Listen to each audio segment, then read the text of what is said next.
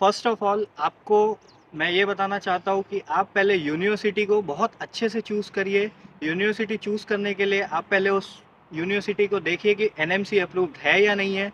Second point आप उसमें देखिए डब्ल्यूएचओ अप्रूव्ड है या नहीं है। उसके बाद में वहाँ का इंफ्रास्ट्रक्चर देखिए। उसके बाद में वहाँ का इन्वायरमेंट देखिए कि वो यूनिवर्सिटी किस इन्वायरमेंट में है। और उसके बाद में एक और मेन पॉइंट है कि वहाँ का टेम्परेचर, जो टेम्परेचर रशिया में काफ़ी वेरिएशन होता है, तो वो वेरिएशन आप देखिए कि आपको कौन सा टेम्परेचर सूटेबल होता है। उसके बाद में आप देखिए कि उस यूनिवर्सिटी में आपके इंडियन बच्चों की स्ट्रेंथ कितनी है और उस यूनिवर्सिटी का इस्टेब्लिशमेंट ईयर क्या है। तो आपने जैसे यूनिवर्सिटी अभी चूज़ कर ली, उस यूनिवर्सिटी चूज़ करने के बाद में आप देखिए कि वहाँ आपको कौन सी कंसल्टेंसी चूज़ करनी है कि उस कंसल्टेंसी के थ्रू आप वहाँ पे एडमिशन कर सकें। और कंसल्टेंसी ऐसी चूज़ करिए जो काफ़ी जेन्युइन हो। आपसे जितना कंसल्टेंसी चार्ज है वो काफ़ी कम से कम ले आपसे चार्ज। कंसल्टेंसी चूज़ करने के बाद में आप देखिए कि वो कंसल्टेंसी आपको क्या क्या सर्विस प्रोवाइड कर रही है, जैसे कि आपका वीज़ा है नहीं है, वहाँ पे आपका मेडिकल इंश्योरेंस है या नहीं है, आपकी टिकट इंक्लूड है या नहीं है, और सबसे मेन बात आपकी वो फ़ीस कितनी ले रहे हैं, फर्स्ट सेमिस्टर की ही है या पूरा फर्स्ट ईयर की फ़ीस है। क्योंकि जब बच्चा यहाँ पे आता है, ना बच्चा कंसल्टेंसी वालों को पूछता है, ना कंसल्टेंसी वाला बताता है कि भाई तुम्हारी हमने जो फ़ीस ली है वो सिर्फ फर्स्ट सेमिस्टर की ली है या पूरी फर्स्ट ईयर की ली है। तो आप ये अपनी कंसल्टेंसी से क्लियर कर लीजिए कि आप जो फीस दे रहे हैं वो फर्स्ट सेमिस्टर की है या पूरा का पूरा फर्स्ट ईयर की है। और फिर ये भी देखिए कि आप जो है उस कंसल्टेंसी वाले को ये पूछना कि आपके जो फर्स्ट ईयर का जो पूरा पैकेज है उसमें आपकी हॉस्टल फ़ी ऐड है या नहीं है, उसमें आपका मेस ऐड है या नहीं है। अगर नहीं होगा तो आप अपना इंडिविजुअल खाना वहाँ बना पाओगे या नहीं बना पाओगे, या फिर हॉस्टल में आने के बाद में जो कंसल्टेंसी वाले हैं वो आपको ये बोलेंगे कि नहीं, आपको कंपलसरी यहाँ पे मेस लगाना ही पड़ेगा। हमने ऐसा आपको नहीं बोला था कि हम आपको यहाँ पे खुद से इंडिविजुअल खाना बनाने देंगे। सारी इन्फॉर्मेशन जानने के बाद में अभी जो यूक्रेन और रशिया का जो वॉर चल रहा है उसके वजह से रशिया में पर फॉरेन पर्सन का एक एग्जामिनेशन होता है जो कि पुलिस एग्जामिनेशन होता है, उसको डेक्टेलोस्कोपी बोला जाता है। तो आप अपने एजेंट से ये इंश्योर कर लीजिए कि आपके पैकेज में डेक्टेलोस्कोपी इंक्लूड है या फिर नहीं है। अब डेक्टेलोस्कोपी होती क्या है इसके बारे में आपको एक मैं छोटा सा इन्फॉर्मेशन देता हूँ कि डेक्टेलोस्कोपी सिर्फ एक पुलिस वेरिफिकेशन है, जिसमें आपको एक ग्रीन कार्ड प्रोवाइड किया जाएगा रशियन पुलिस की तरफ से।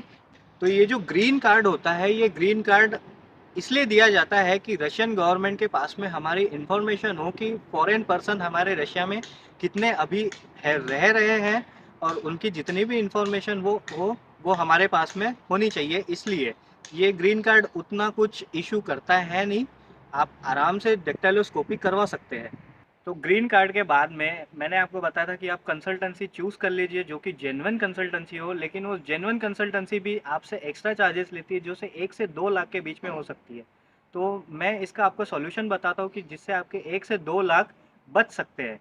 तो वो सॉल्यूशन ऐसा है कि आपके अगर कोई फ्रेंड्स होगा या फिर कोई कलीग होगा, पुराने क्लासमेट होंगे, वो अगर यहाँ पे ऑलरेडी पढ़ रहे होंगे तो आप उनसे कांटेक्ट कर सकते हैं एडमिशन के लिए। इसके थ्रू आपके अच्छा खासा पैसा बच सकता है, जो कि 1 से 2 लाख के बीच में आपका जो पैसा है वो बच जाएगा। आफ्टर चूजिंग जेन्युइन कंसल्टेंसी, तो जेन्युइन कंसल्टेंसी के बाद में हम आते हैं एडमिशन प्रोसेस पे। तो एडमिशन प्रोसेस में सबसे पहला पॉइंट आपके पास में ये होता है कि आपको अपने डॉक्यूमेंट्स अपने कंसल्टेंसी को प्रोवाइड करवाने होते हैं।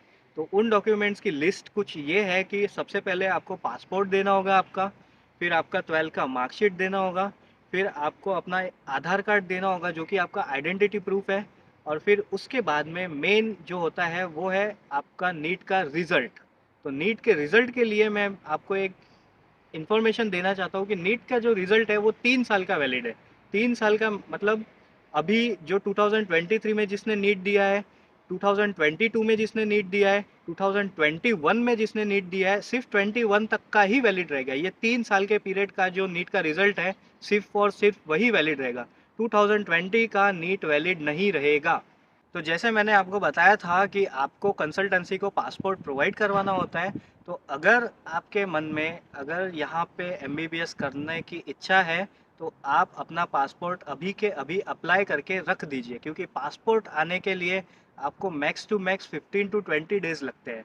और ये भी है कि अगर आप नीट के रिज़ल्ट का वेट कर रहे हो कि नीट के रिज़ल्ट के बाद हम लोग यहाँ पे एडमिशन लेंगे, हमारा पासपोर्ट वहाँ पे देंगे, तो नीट के रिज़ल्ट आते तक यहाँ पे कॉलेजेस में जितनी सीट्स होती है वो सारी की सारी सीट्स ख़त्म हो जाती है, फुलफ़िल हो जाती है, और आपको अपना जो चूज़ किया हुआ कॉलेज है वो आपको कॉलेज नहीं मिलेगा और आपको उस कॉलेज के अलावा दूसरे कॉलेज में एडमिशन करना पड़ेगा।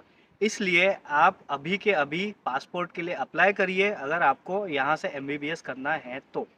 आफ्टर डॉक्यूमेंटेशन के बाद में आपको 2 से 3 दिन में आपको एजेंट आपका कॉलेज के थ्रू एडमिशन लेटर आपको प्रोवाइड करेगा।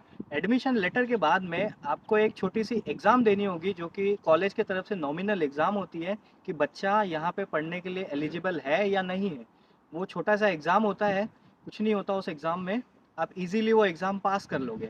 और वो एग्ज़ाम के बाद में आपका इनविटेशन लेटर निकलता है। इनविटेशन के बाद में आपको वीज़ा बनवाना होता है, तो वीज़ा का टेंशन आपको लेना है नहीं।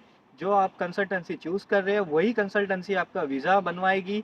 वीज़ा के लिए सारे के सारे डॉक्यूमेंट्स जो होते हैं वो आप डॉक्यूमेंट्स प्रोवाइड कर देना। उन डॉक्यूमेंट्स में भी आपको सिर्फ पासपोर्ट लगेगा, आपका 12th का मार्कशीट लगेगा, आपकी स्कूल की टीसी लग भी सकती है, नहीं भी लग सकती है, आपका आधार कार्ड लगेगा, और आपकी 2 फ़ोटोज़ लगेगी जो कि मैट पेपर में होनी चाहिए। सिंपल फ़ोटोज़ नहीं चलेगी, मैट पेपर वाली फ़ोटोज़ ही वीज़ा पे लगती है।